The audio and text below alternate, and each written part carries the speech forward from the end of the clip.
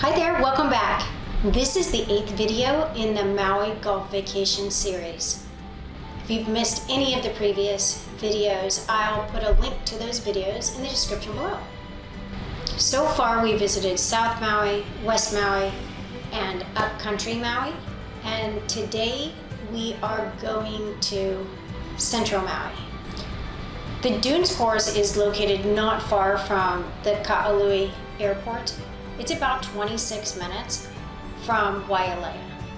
It's tucked away in a valley with spectacular views of the mountains, the city, and some ocean views as well. The day we golfed, the wind was blowing pretty good. We weren't upset about it because if it hadn't been blowing, it probably would have been pretty hot. Checking in here is really easy. Pull up to the curb, the attendants are all right there at the curb. They take your clubs, they put them on the carts, they get you all set up. The golf shop is also right there. It's a pretty small golf shop, but it has all the essentials. My round cost me $60, and that included the cart. There is a driving range and a practice putting green. The attendants there were plenty of them, and they were all super friendly. The carts are gas. Until I went to Maui, I'd never had a gas golf cart on a course before. There's no GPS and there's no windshield. The carts did have a cooler with ice in it. The carts were clean and they were comfortable.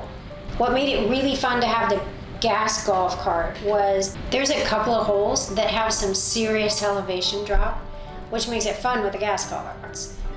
They even have bells at the bottom down on the fairways so that you ring it when you get down there so that people in the tee box know when it's safe to tee off. This course is comparable to the Lani Country Club course. It is maintained a little better than Lani.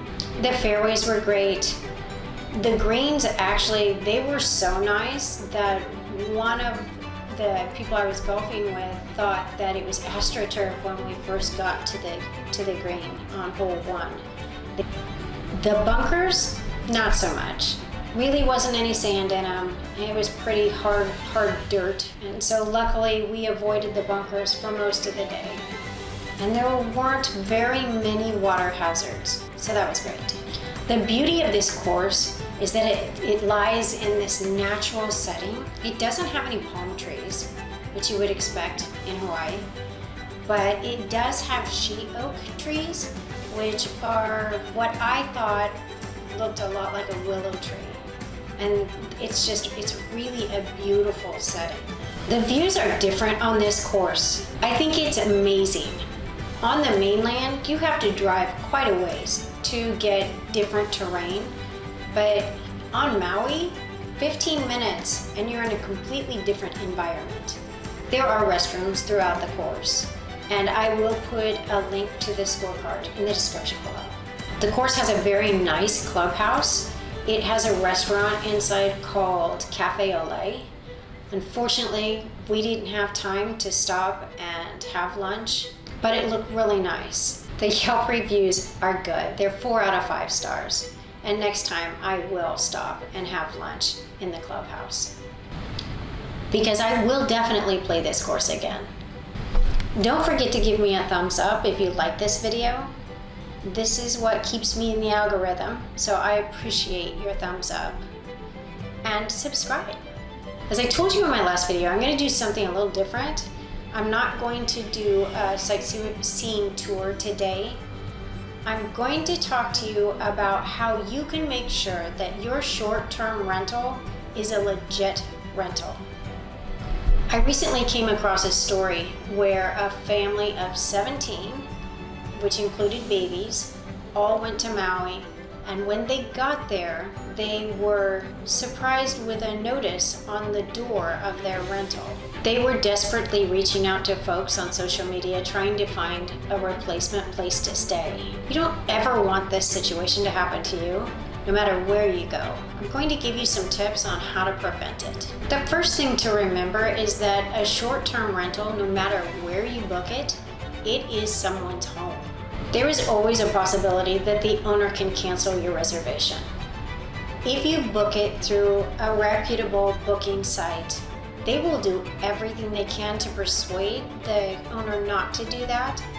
And if they can't persuade them, then they'll do everything in their power to find you a comparable replacement. There are two different kinds of booking sites. The first one is a merchant of record, and in those sites, the booking site collects the money from the customer, and once you get settled and everything's okay, then they release the funds to the homeowner, and they just charge a fee.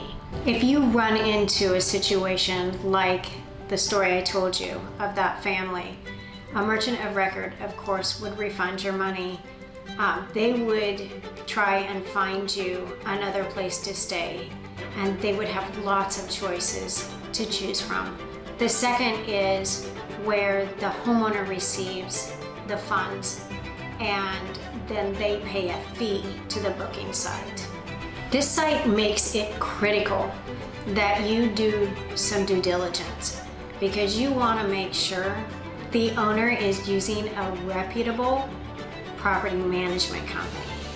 These are the steps that you can take before you book to make sure that your short-term rental is legit.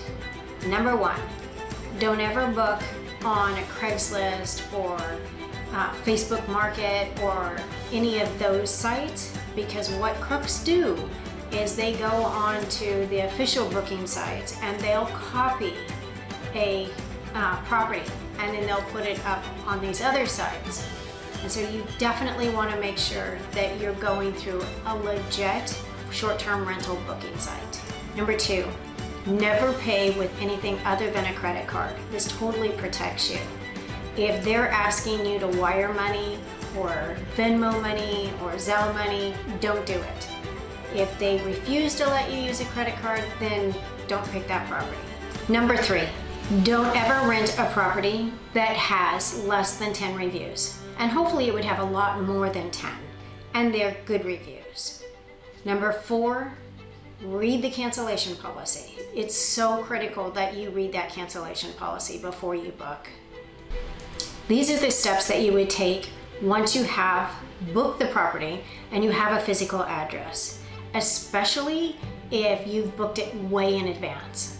Number one, look the address up on any of the real estate sites like Zillow, Redfin, Realtor.com, and see if the property is for sale, if it's listed for sale, or if it recently sold. Those are red flags, because if it's sold, there may be a chance that the new owners are not putting it up and they didn't continue with the same property management, and so you won't have a property. So it's really important that you do this. Number two, look up the property management company and see how long they've been in business. Also, see how many homes that they manage. Even go onto the Better Business Bureau and see if they have any issues there. Sometimes it takes a little digging to get this information, but it's totally worth it. Number three, read your contract. Read your contract. Yeah, I said it twice. Number four, if it's 17 people and they're coming from all over the country, there is an insurance, CFAR. It stands for cancel for any reason. The cost of this insurance really depends on the coverage that you get. It can be pricey, but if you have 17 people going and you split it up over 17 people, it may not be. It's really sad that there's people out there putting time and effort into swindling decent folks when they could just put time and effort into a legitimate employment. Do your due diligence, and it won't be you that they swindle. Next up, we're headed back up to West Maui, to Kapalua, where we play the Bay course. This course is a bucket list course. The course is very close to the Plantation course, which is one that they do PGA tournaments at. Our day trip will be some fun things to do in Kapalua. Let me know if you have any questions in the comments, and I'll get back to you. We'll see you next time.